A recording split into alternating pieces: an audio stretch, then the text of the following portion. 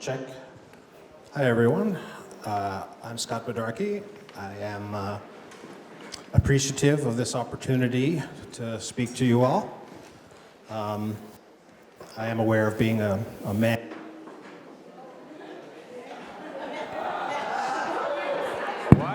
Yeah, I am aware of being a man speaking to a women's conference, so I hope that the content of what I have to say will merit the occasion. So it's hard to talk about opium without acknowledging that we seem to be in the middle of an opiate crisis. I do have some things to say about the opiate crisis that I intend to get to at the end of the talk. But it's important to emphasize that opium is something different entirely. And it turns out that a lot of what we know about opium is wrong. And I hope to clarify some of these things and also to examine some of the things that we still do not know about opium. So,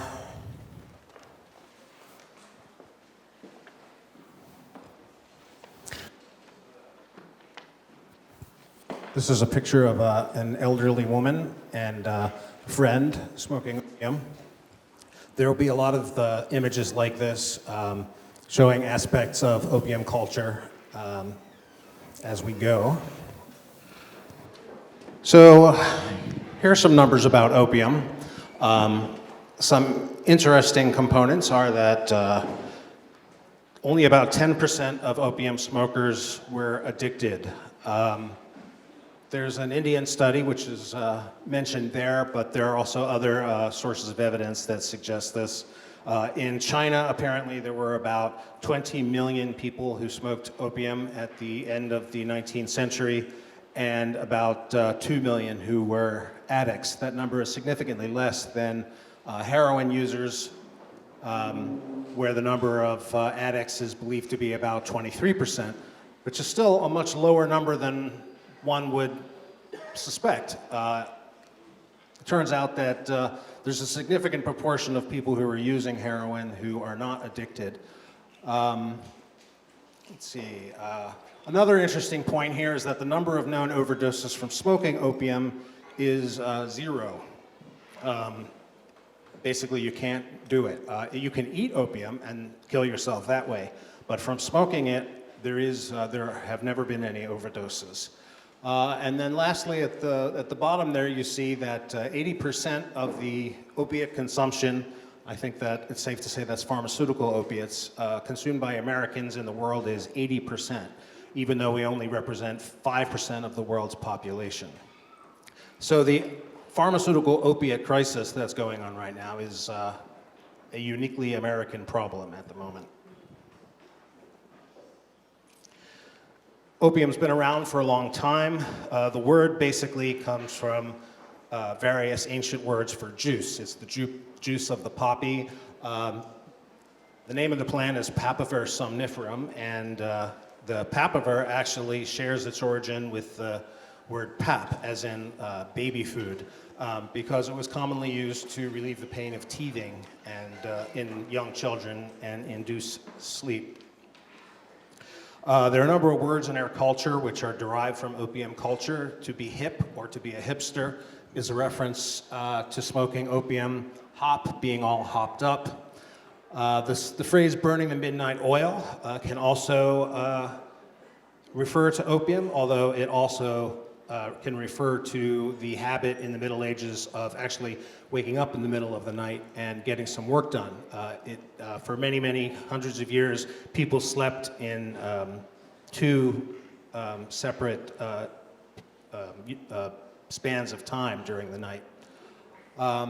Being on the nod is a reference to opiates, and having one's pad, particularly a crash pad, and having a yen.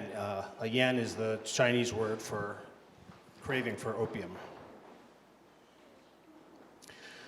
It seems as though every few years there's another archaeological find which dates the beginning of opium use as being even further back than was previously supposed. At this point, the use of opium goes back about 9,000 years, and as far as we can tell, it seems to have appeared in Europe for the first time and spread east from there. The best opium comes from poppies that have purple flowers. There are also varieties of opium that have white flowers, but the opium from them is reputed not to be as good. It's been used for various functions throughout history in addition to being a drug. It's been used for decoration in various ways. It's been used in a lot of forms. Pretty much every way you could shove the stuff into the body, it's been used that way. And it also has a number of uses traditionally. It was used in animals, so it has veterinary functions and had various tonic effects. It has a reputation for protecting against colds and fevers. Opiate users frequently don't get them. I am not aware of any scientific studies that have been done about this, but it's common to its reputation. Opium was also used in Europe quite a bit for a variety of functions. In ancient Greece, it was very popular for suicides and execution. Well, I guess that's not really a medical effect, but it was used for many different things. It also continues to be used in the present day. In general, pharmaceutical opiates have replaced most of the medical functions of opium per se, but there are some that still exist. Generally speaking, when opium is used medically these days, it's in the form of tincture of opium dissolved in alcohol, not so much opium itself.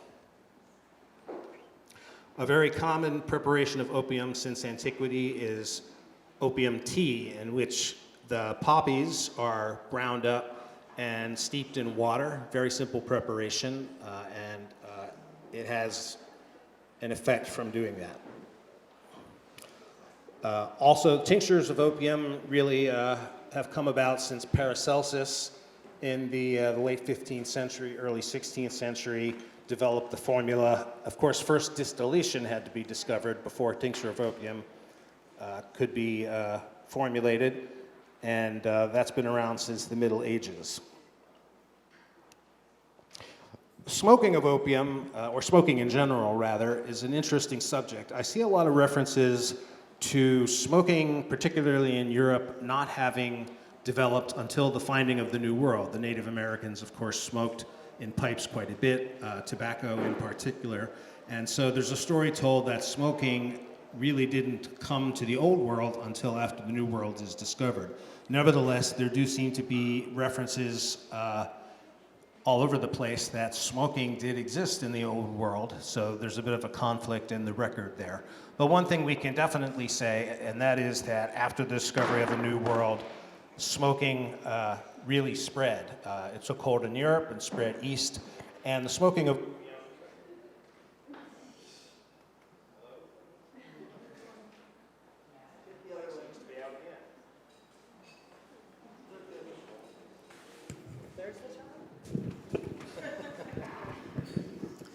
The smoking of opium in China didn't really get started until the 18th century. So pretty much 1700 to 1900 was the period of time in which opium smoking developed.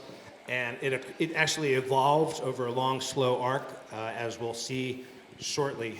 The opium pipe in particular took some time to develop. The opium pipe is actually not a pipe at all. It is a vaporizer. And we'll get into its functions as we go. Oops.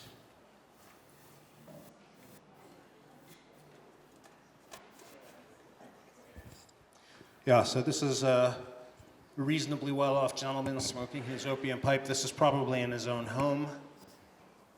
The wealthy had tended to have their own opium spaces within their own houses, and then there were the public opium dens, as they've come to be called.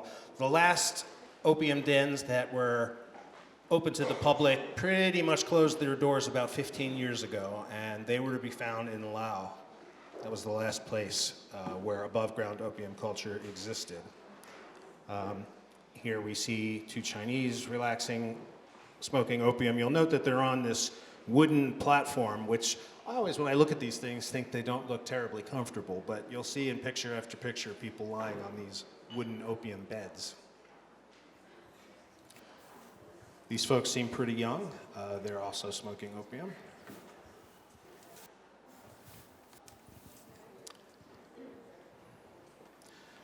This is an interesting picture. This is a Chinese man smoking opium. The woman seated behind him is probably his first wife, and the younger woman seated next to him is probably his second wife. And here we have some beggars smoking opium, much less opulent surroundings. Opium tends to be grown in places where it can be seeded in the fall and overwintered. It comes up in a juvenile form called a rosette. The rosette can actually survive the snow, so the snow lies on top, and then in the spring, the plants really take off. Plants that are seeded in the fall and overwintered tend to become much larger than plants which are actually seeded in the spring. Just to be clear, the opium poppy, Papaver somniferum, is the same poppy that's being grown in every little old lady's garden across the United States now. It's ubiquitous in the environment. There is no wild opium poppy. The species that gave rise to the cultivar, the opium poppy, is still really not known. There is quite a lot that goes into growing the poppies that are going to be used for opium. And here we see some of the factors that affected the yield. Perhaps the best source for information about how poppies were cultivated for opium lies in a 19th century document that I have a copy of from the British Raj, which describes how the poppies were grown. The opium industry still exists in India today for medical purposes, but it's unclear to what degree the practices remain the same. Medical opium has to have at least 10% morphine in it, and there are different methods that are used to develop those plants.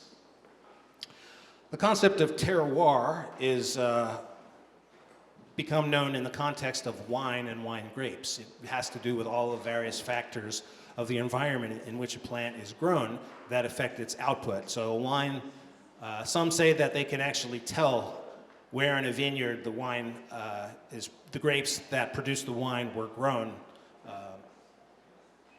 And terroir also is obviously a factor in cannabis cultivation, and it's definitely a factor in opium cultivation as well.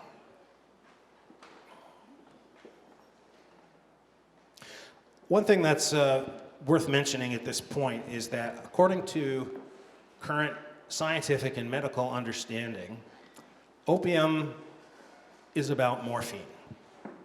Morphine is the alkaloid which is responsible for the effects of interest. There's also codeine, which occurs in opium, but although it has slightly different pharmacodynamics, codeine basically metabolizes into morphine in the body, and its effects occur from there. So it really is morphine that is responsible for the effects of opium as far as modern science understands it. As we'll see as we go on, that's not actually the case for opium, although this is not something that is well recognized. Pretty much in all of the modern reporting that you might encounter on opium, it is believed that morphine is the primary alkaloid responsible for the effects. But that appears not to be true, as we'll see. The poppies grow through the spring and flower, and then at a certain point the poppy petals fall off and leave behind these capsules, which take about 10 to 20 days to ripen, at which point the opium that's in them is ready for harvest. The opium is actually the sap of the opium poppy. The sap is actually formulated in the roots. The alkaloids are formulated in the roots, and then pumped up through the plant. And as part of its harvest practices, there were, the typical method was to incise the poppies in the afternoon with special knives. The sap would ooze out of the wound and congeal on the surface of the poppy plant. And in the morning, the next morning, they would come back and actually collect the opium from the opium pods. When they were working, they would actually they would start at one end of the field and move backwards through the field, slicing the poppies as they went in order to avoid brushing the congealing opium off of the poppies. In the morning, when they went to actually collect the stuff, they would go forward through the fields. Now, the method of, the traditional method of harvesting opium is extremely labor intensive. At the bottom there, you can see it takes 20,000 opium capsules to produce 1 kilogram of raw opium, representing 200 to 300 hours of work. Now, here we see the special knife that's used for scoring the pods. Here on the lower left, if you look carefully there, you can see that there are 6 very small, sharp blades on that knife, and they produce the very characteristic cuts that you see with 6 gouges running in parallel. And then this much larger knife at the top is the knife that would be used to scrape the opium off of the opium pods. This looks to be an opium field in Afghanistan. There you see a fair amount of opium on the special knife. This cartoonist had a point of view with regard to opium use. The modern method, which is exemplified by most of the medical poppies that are grown today are grown in Tasmania in Australia. And there they just allow all of the poppies to dry in the field, and then they come and they just scoop them all up, they grind them up, and they extract them. So there's an interesting question here, which is, why does the very labor-intensive traditional method of harvesting opium exist? My theory about it is that it's because of the character, the alkaloidal profile that one gets in the opium that's harvested. By collecting the plants and grinding them up, it's a different alkaloidal profile. Now, it may also be that in the old days they just didn't have the filtration technology that we have today, but it's an open question. The result of scraping the pods is called raw opium. It's basically just the plant sap that has evaporated in order to form a jelly-like mass. The stuff would be mashed together and to form balls, which would be allowed to dry.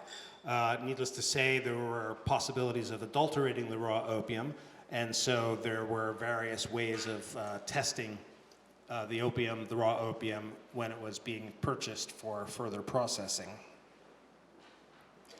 Here we see some packages of raw opium. Number 1, the opium on the left, that's Indian opium. I believe number 2 is Turkish opium, and number 3 is Chinese opium. They actually grew a fair amount of opium in China. But the Indian opium was the best. And in fact, not all Indian opium was the same. The best opium was believed to come from the Patna and Benares opium plants.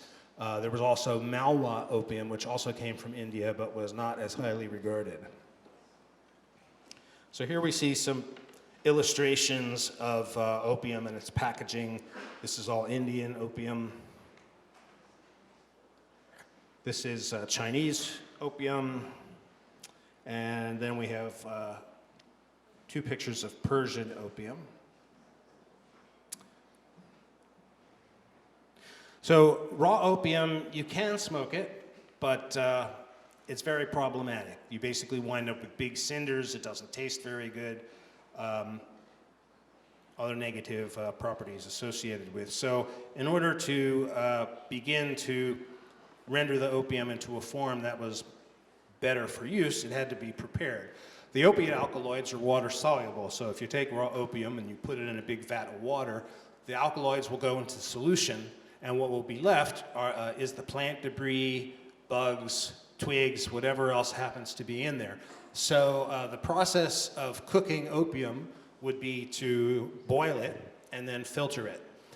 It would be passed through successively finer layers of cloth for filtration, and then it would be left to stand in big jugs so that whatever sediment was left would settle at the bottom, and then they would pour off the liquid, and then they would repeat the process. And so cooked opium would have been through several successive iterations of boiling and filtering.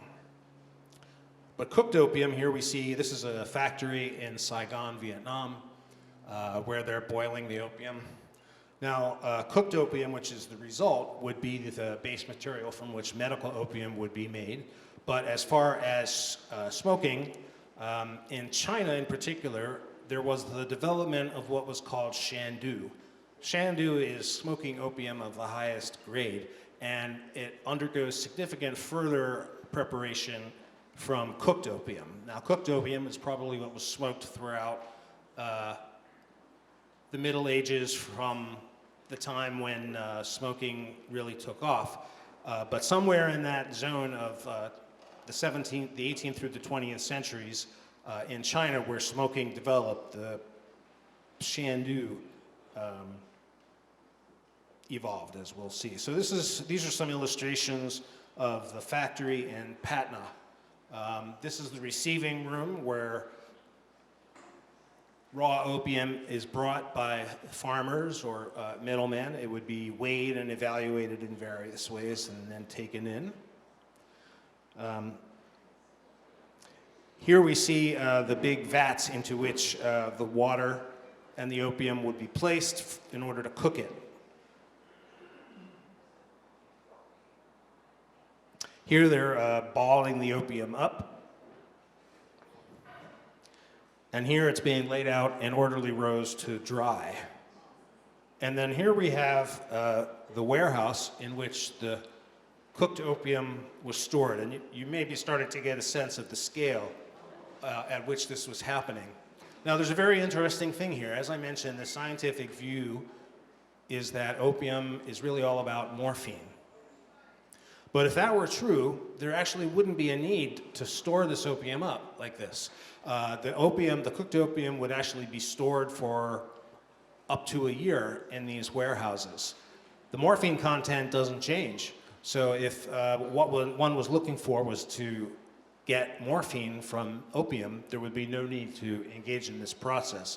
So there are a number of these little things which, as one starts to study the subject, you start to notice that there are things about it that don't make sense when put up against the current scientific and medical view.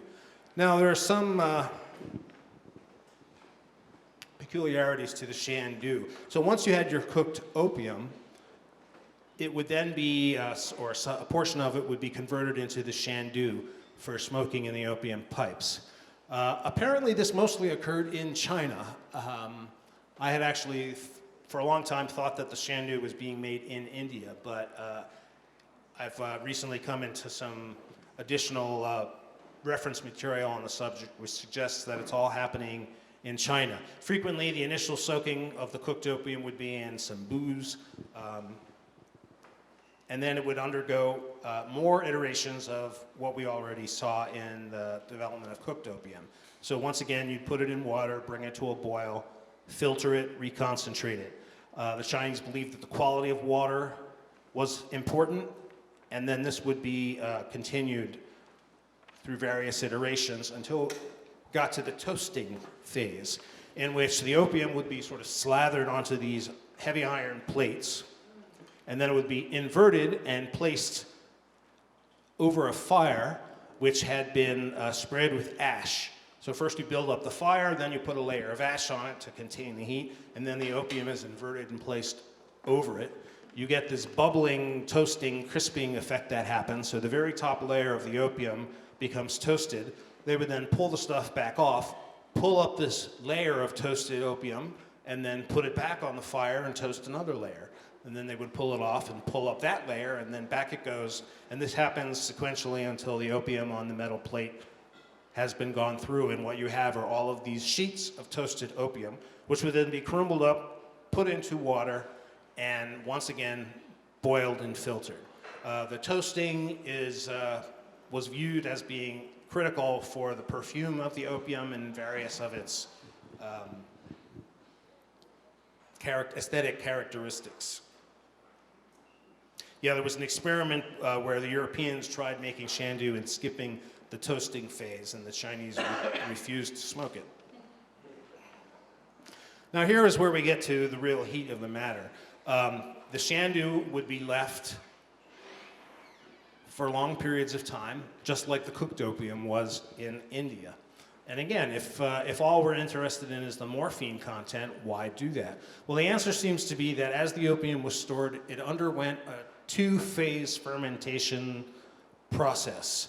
There's an initial fermentation in which a lot of moisture is lost and the mass reduces. You wind up with, in the first week, you lose half of your volume.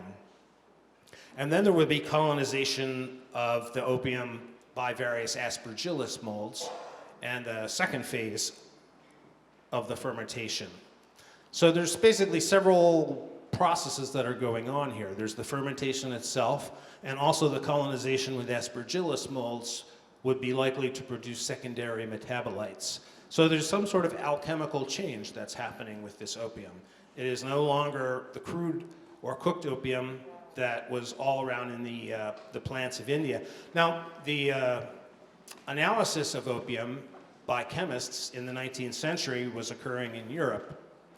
What's unclear to me is whether those chemists knew about Shandu at all. They were probably getting opium from the opium plants and studying it, not realizing that the smoked opium that was being consumed in China had undergone an additional process. So we really have no idea what's present in opium that has been fermented in this way. It's possible that opium alkaloids, which are already known to be present in very small amounts in opium, were present in much larger amounts, or it could also be that there are compounds present in Shandu which are completely unknown to previous analysis, and that could be in there. In any event, there would be this stuff that was produced called the Shandu. It could be in varying textures from liquid to gum, but you basically needed it to be fairly liquid in order to work with it. The longer it sat, the better it got. 3-year Shandu was considered to be the best, but as it says here, people would bury their Shandu in the ground to allow it to ripen even further for many, many years. The Shandu would also be formulated, you'll see at the bottom there, it says that a little bit of dross would be added to it, and I'll get into more detail about that shortly. All sorts of things would be added to opium to adulterate it, to try and pass lower grade opium over as high grade opium.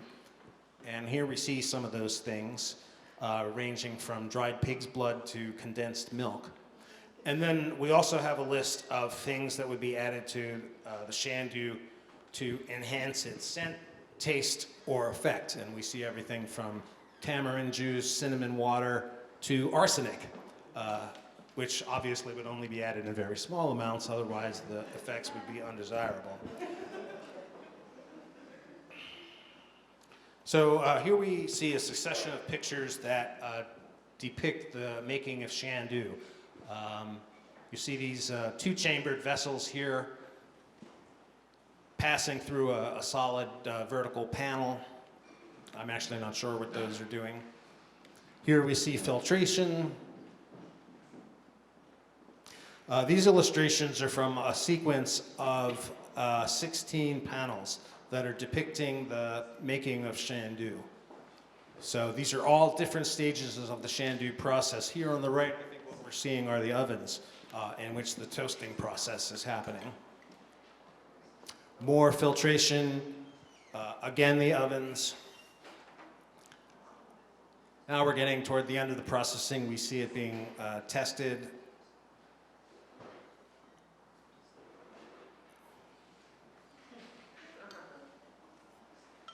Here are two illustrations that I located about the one on the right there is actually from a processing document from the 19th century, instructing on the preparation of Shandu. I really have no idea what's going on there, but it's a complex drawing. On the right, we have a more modern depiction of the process. What we see is that it's very complicated, very time intensive. A lot of work went into this. The question again is why? If all it's about is morphine, there's no real explanation for this. So here we see what's called a layout. There would be a tray, and on the layout, on the tray would be the various paraphernalia. So here we see an opium box, which contains the opium, and an opium pipe. This particular pipe is the melon hammer style of pipe, popular in Southeast Asia. At the end, you see sort of a fist clutching a ceramic bulb. The bulb is called the dowel, and it's where the opium is smoked. This is an opium establishment in Shanghai. You can see a few people peering off the balcony there if you look closely. Some opium smokers with a fairly elaborate layout. As you'll see, the accoutrements for smoking opium were very elaborate and very refined. There would be just an enormous amount of craftsmanship that would go into the fashioning of these things. Here's an illustration of opium smoking in New York from Harper's Magazine.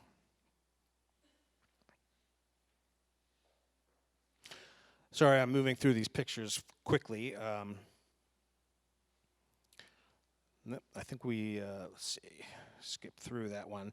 This is an interesting set of illustrations here because we see a more well-off set of opium smokers on their opium bed with their layout, and we can contrast that with these folks who are on a plank on some sawhorses, not as well off. So I'm going to read a couple of these quotes about the effects of Shandu. After feeling the initial stimulation of opium in the body and in the brain, the smoker gradually begins to notice the more sedative effects, including bone-deep sensations of physical relaxation, total dissolution of all bodily discomforts, unruffled mental tranquility, and a sense of complete emotional equanimity. Here we have a lady lying in her bed. Across the river there you see the Bund of Shanghai. Photograph of some women smoking opium. I actually just uncovered these photographs of women smoking opium this week. I got a new reference in on Wednesday, so I quickly integrated these things into the slideshow. Here's a diagram of various pieces of opium paraphernalia. We'll get into what they all are as we go. More women smoking opium. This is a sculpture. You can see that the common perception of opium smokers is that these were destitute people in the streets, or that it was a very degraded existence. And it's certainly true that there were people like that. But as you can see from the artwork that arose around it and from these photographs, that wasn't the complete story. Here's another opium layout. We see two opium pipes. In the back there's a little rack. There's two ceramic bulbs, again, that's called the dowel, sitting on them. We have an opium lamp in the center. And then on the lower portion of the tray here, we have assorted bits of opium paraphernalia. Now remember, according to the data that we have, about 10% of the people who were smoking opium were addicted. The smokers of opium were divided into three strata. There were the so-called occasional smokers who might have a pipe a day or wouldn't smoke every day. Then there were sort of the next level, which were your three times a day smokers. And then you had your heavy opium users. Another comment about the effects of Shandu: it would bring about total relaxation of the more than 100 muscles of the face, a relaxation that runs so deep that it can completely change the character and composition of a face, particularly in those who normally wear a tight mask in public. This softening and loosening of the autonomic facial muscles, which are normally very taut, can cause such a profound change in the smoker's physiognomy that she appears to have become an entirely different person. Another diagram of paraphernalia. This is an opium scale. This would be obviously used to weigh the opium as it was coming in. This is a smoker's scale that you would use to evaluate it. Another opium layout. There's going to be a number of these photographs because the pieces of paraphernalia were just amazing. There were people who there were whole industries around this paraphernalia. You could make a living as a repairer of opium pipes, to say nothing of making them. This is a particularly nice layout there. Here we see a portable one, so you could take it on the road with you. These are opium boxes. These would be your little stash boxes into which the opium would be placed.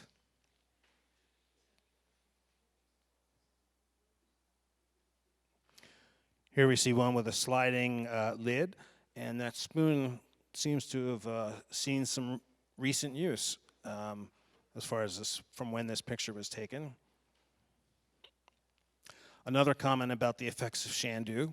A sense of perfect balance achieved throughout the entire human system, the nervous system, circulatory system, muscular system, and a supple limberness of the joints, a harmony of all the vital bodily functions. All of the senses are instantly clarified and sensitized. Impressions are intensified but more deliberately drawn. Eyesight grows sharper and more brilliant, with more penetrating vision. The sense of touch is heightened, and the sense of hearing catches more distant sounds, finer vibrations, even the smallest noises.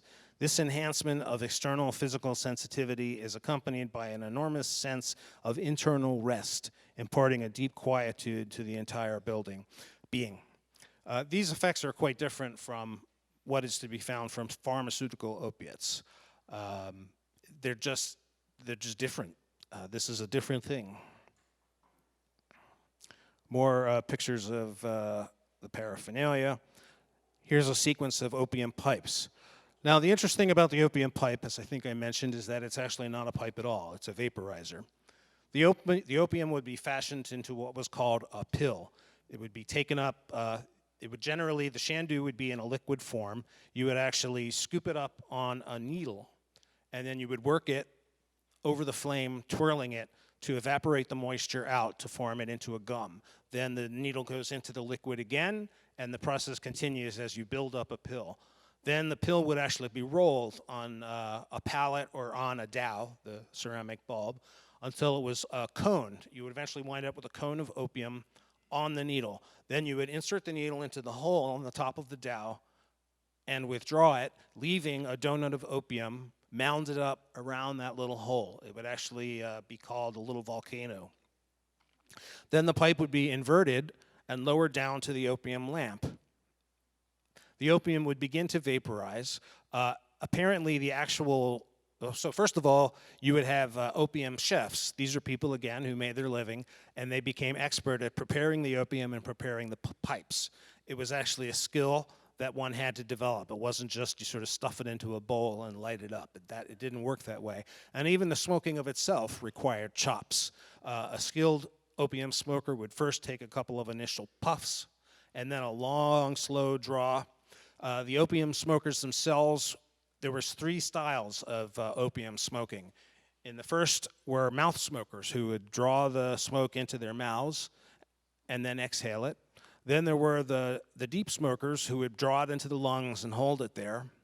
And then were the third class of opium smokers who engaged in a practice called swallowing clouds, where they would actually draw the opium into their lungs, hold it, and then they would swallow it and follow it with tea.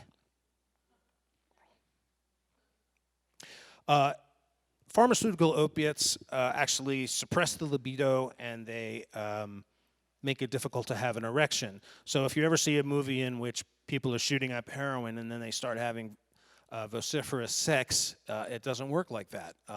People who are hooked on pharmaceutical opiates don't really have much of a sex drive, and they don't really have very much functional capability.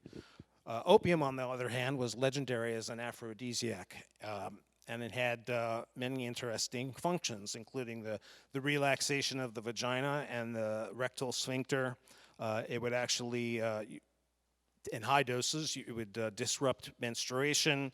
The paparavine, which is an opiate alkaloid, would stimulate erections, and yet the sensitivity would be reduced, allowing sex to go on for a long time. Here we see some opium pipes. Most of the opium pipes and other paraphernalia were destroyed. There were organized campaigns in which these pipes would be rounded up and then burned. So they're very rare. And most of the best examples of these opium pipes were actually not found in Asia. There were missionaries, American missionaries basically, who would go over to Asia and would acquire the most lovely pipes that they could find, and then they would bring them home and give it another few generations, and people would find in the Midwest, the American Midwest, would find these pipes, and they didn't know what they were. So in the 90s, they began showing up on eBay, and some perspicacious collectors who were tuned into it back in those days were able to pick up all of these opium pipes for a song. That is certainly no longer the case today. This is a particularly lovely pipe, as you can see. There's this little, what's called the hoodoo, or the node, is actually a node between two different segments of bamboo. The opium pipes, the best opium pipes, were made from bamboo, and they would become seasoned over a long period of use. So the opium residue would actually build up inside the pipe, and the longer that happened, the better the pipe became. And the best opium pipes have this little hoodoo sticking up. That would be these little poppy stalks with the decorated opium pods on the end. And here, even the socket on what's called the saddle also is in the shape of an opium poppy. Some more opium pipes with hoodoos. This one, you see that little snake saddle there. That's a particularly nice one. Here we see some hoodoo carvings, animals and rats. Apparently animals were very into opium smoke, and so your cat and your dog would actually come and hang out if you were smoking opium. Even birds would apparently come, and wild lizards would congregate on the ceilings. Anyone know what this is? That's right, this is a tobacco pipe. You'll see these called opium pipes. They are not. Anytime you see a pipe, a long pipe with a bowl on it, like you would smoke marijuana from, it's probably not an opium pipe. Now here we see some of the opium tools. Sort of a bewildering array of these things. Now the needles, such as we see here, would be used for working the Shandu over the flame, converting it from its liquid phase into the pill. Here we see a needle stand and a little saucer. So if your Shandu was too liquidy and you couldn't get it to adhere to the needles, you would put a little saucepan on a little flame. Looks like that little cooker under there is in the shape of an opium pod again, a poppy pod, and you would reduce the liquid that way. So I think I've pretty much already gone through most of these steps. This is the process for preparing the pill. I'm moving quickly because we don't have that much time. And then, as I said, the needle would be inserted in the hole with a little donut of opium and then withdrawn. Here we see some comments about the smoking process. I think I mentioned the 3 types of smokers already. Here's an interesting point down near the bottom. There is no rush. Pharmaceutical opiate users today are accustomed to the rush. Particularly with injection, intravenous, you get the most intense rush, intramuscular, less so. And those are considered the most addictive ways to do pharmaceutical opiates. With smoked Shandu, there was no rush. The effects would actually come on slowly over about 30 minutes as the various alkaloids that were present in the opium took effect. Now, here's the interesting thing. When one lowered one's pipe to the opium lamp and vaporized the opium and inhaled, it would be drawn into the dowel, the ceramic bulb. Now that bulb is hollow, And what would happen is a precipitate would form inside the ceramic bulb. And periodically, the opium chef would pull off the bulb and would take out a special knife and would scrape the interior of the bulb to remove that residue that was accumulating there. And that residue is called the dross. Now, the term dross in our culture pretty much connotes something of low quality, that was inferior. And so it was with the dross. Now, most references claim that the dross actually concentrated the morphine content by 4 to 5 times. So the dross, being high in morphine, would then be scraped out and would serve several different functions. For one, it would be sold as a lower quality product. Poor people in the streets frequently were called dross heads because that was what they were smoking. And the dross is very high in morphine. So now here's the interesting thing. The function of the opium pipe, as developed by the Chinese, actually reduces the morphine content of the opium quite drastically. If morphine is the thing that you're looking for, why would you develop a pipe that removes it? So again, there's another piece of evidence that suggests that smoked opium, as was practiced in the 19th century, was not about morphine. It was about something else. The effects were different, the process was different, the surroundings were different. It just doesn't seem to have very much in common with what we see today that people are doing using pharmaceutical opiates. Heroin, of course, is a pharmaceutical. It was developed by the Bayer Company. It was initially brought to market as a cure for morphine addiction, which it is. Here we see some Dow. Notice the crab one. More Dow. Just an enormous amount of craftsmanship went into these things. This is a very unusual Dow. It has 5 smoking apertures on it. Oops.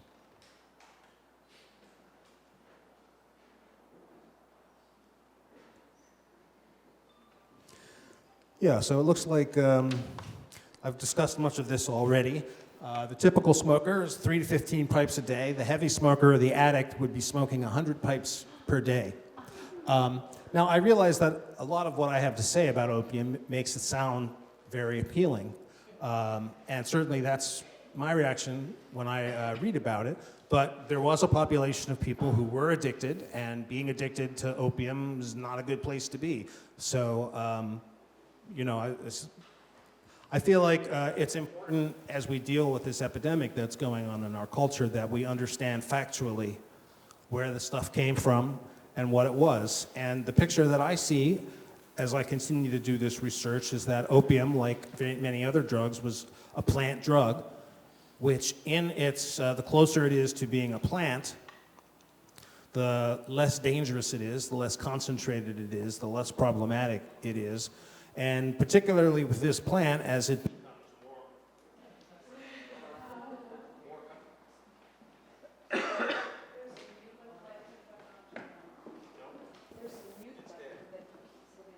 No, it's not the mute button.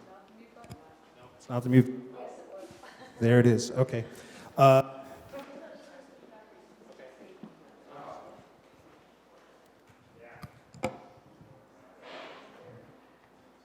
Okay.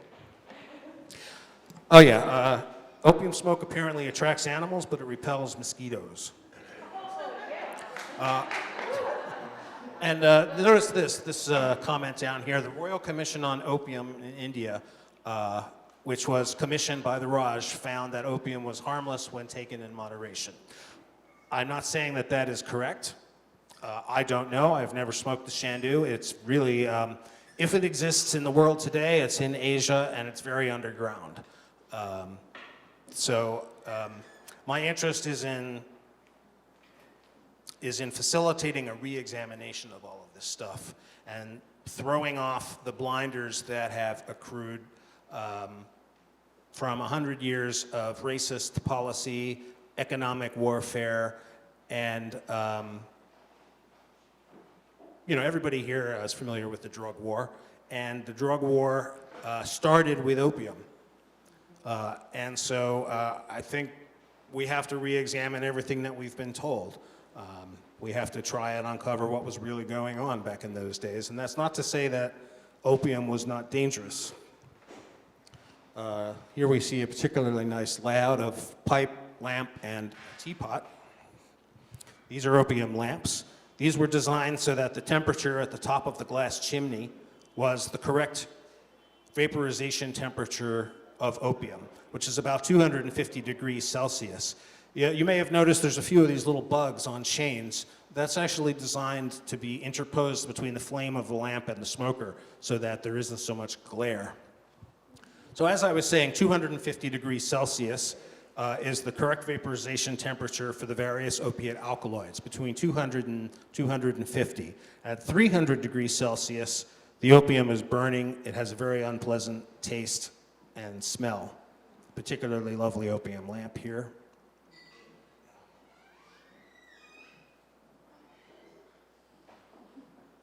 This is a glass opium lamp and a portable opium lamp. So lamp tools, all of these scissors that you may see around are for the trimming of the wick of the opium lamp. And all of these little tweezers are for adjusting the wick of the opium lamp. Here we see some dowel scrapers. These would be used for removing the DOS from within the bulb. The straight scraper would be used for removing it from the collar on the saddle. This is an opium den in somebody's house, and the boy there is scraping the dross out. He was probably a servant, I would guess. Here we see some nice scrapers on a chain.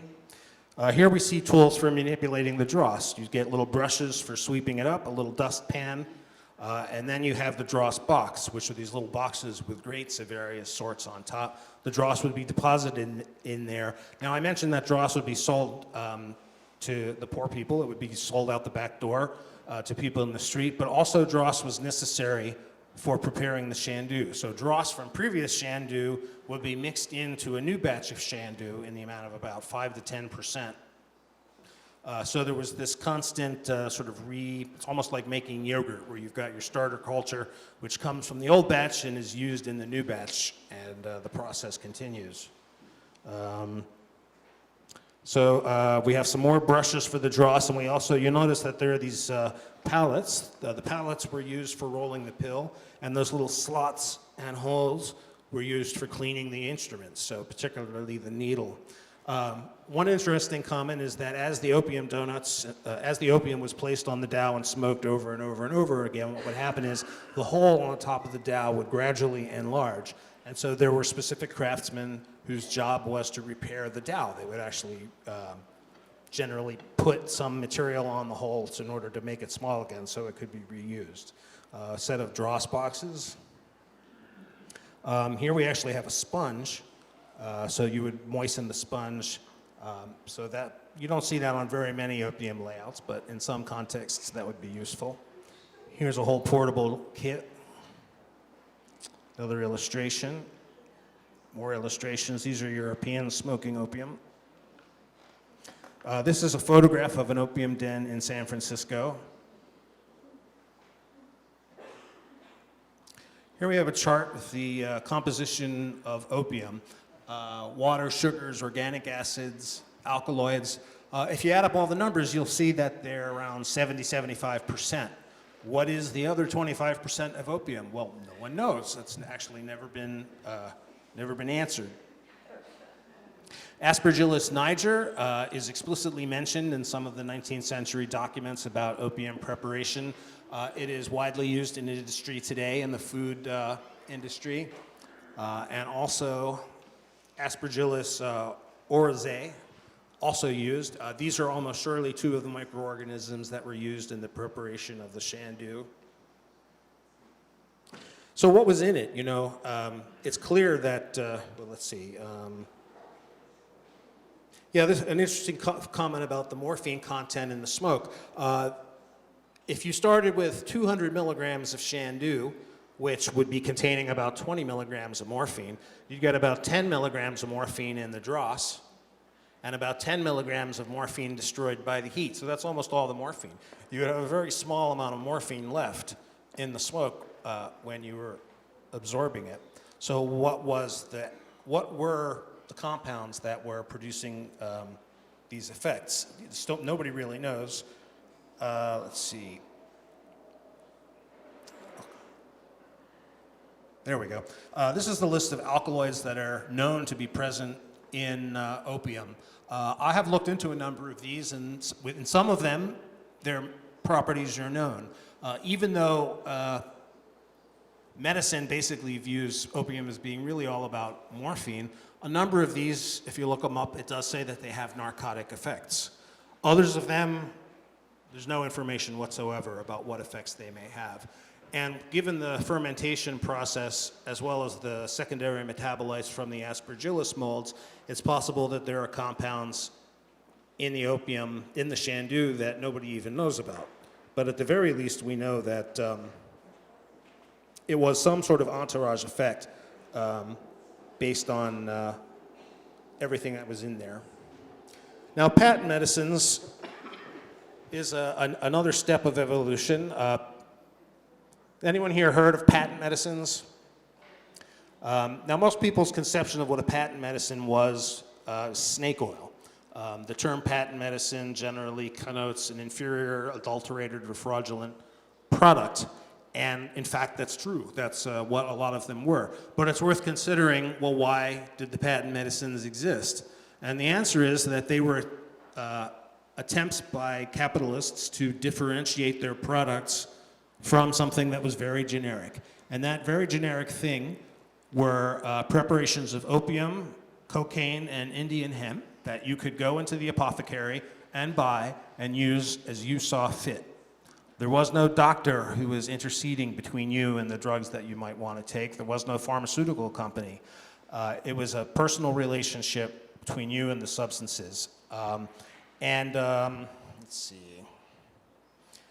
In this numbers, we see that there are several estimates of addiction rates from folks back in the 19th century.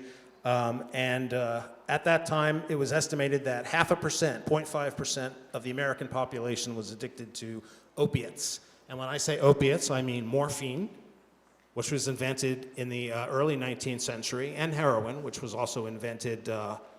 No, I guess it probably wasn't heroin, because that was, I think, into the 20th century. But we had 0.5% of the population in the country addicted to opiates when they were perfectly legal and you could walk into an apothecary and buy them for yourself.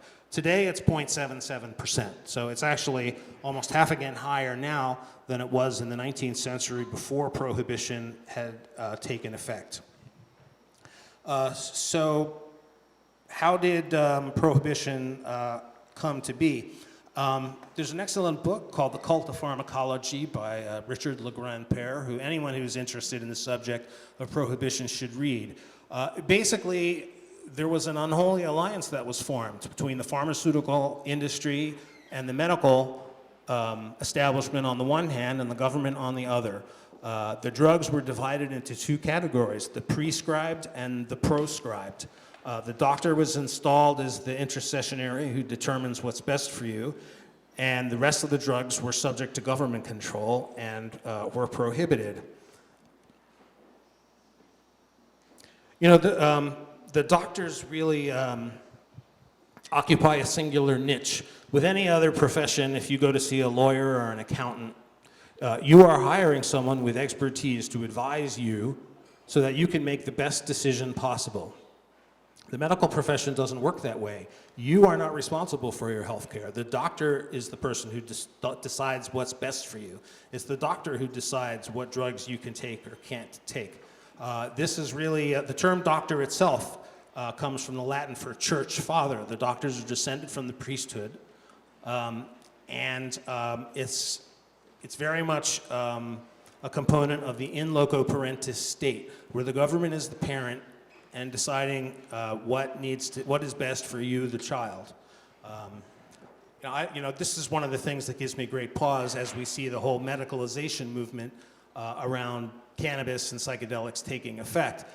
I'm not sure that that's really, I guess it's a marginally better outcome, but it still seems very far from any sort of enlightened age in which human beings are considered to be autonomous beings who are adults who can make the best decisions for themselves without the need of some father figure who is in charge, who is going to tell you what's best for you.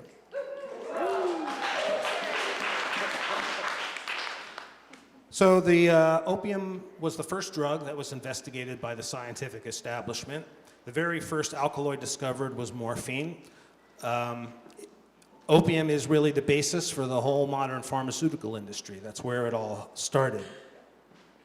Much of this work took place in the first 40 years of the 19th century. The UN Office on Drugs and Crime in 1951 reached the conclusion that the principal investigations conducted in the 19th century were incomplete and inaccurate.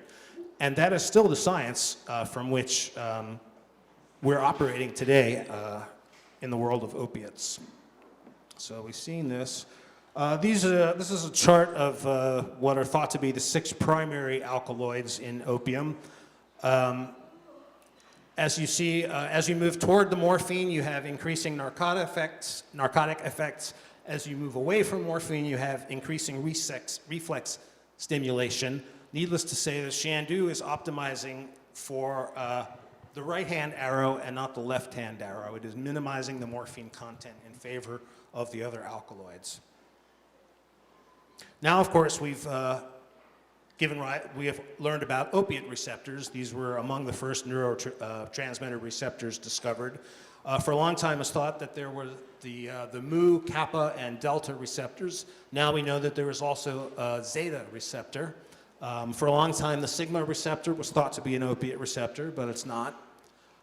There are also some other categories of opiate receptors that may be there. The epsilon and lambda receptors are posited.